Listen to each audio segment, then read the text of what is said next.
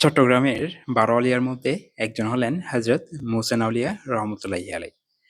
আজ থেকে প্রায় ৫০০ বছরের অধিক সময় আগে হযরত মুহসিন আউলিয়া রহমতুল্লাহি আলাইহ এই চট্টগ্রামে এসেছিলেন নৌপথ ধরে। জনশ্রুতি রয়েছে হযরত বদর আউলিয়া রহমতুল্লাহি আলাইহির সাথে সাথে তিনি চট্টগ্রাম আসেন। বরং তাদের পথই ছিল নৌপথ।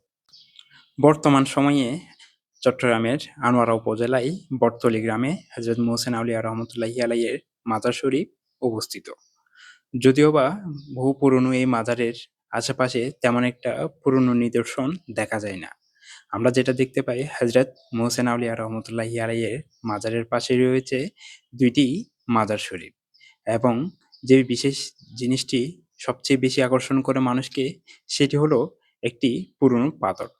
অনেকেই মনে করেন এই পাথরে করেই হযরত মুহসিন আউলিয়া রহমতুল্লাহি আলাইহ পাথরকে বাহন বানিয়ে নৌপথে এই চট্টগ্রামের আনোয়ারায় এসেছিলেন। পাথরের গায়ে রয়েছে ফার্সি অক্ষরে লেখা কয়েকটি বাক্য, যেগুলো আমাদের বোধগম্য নয়।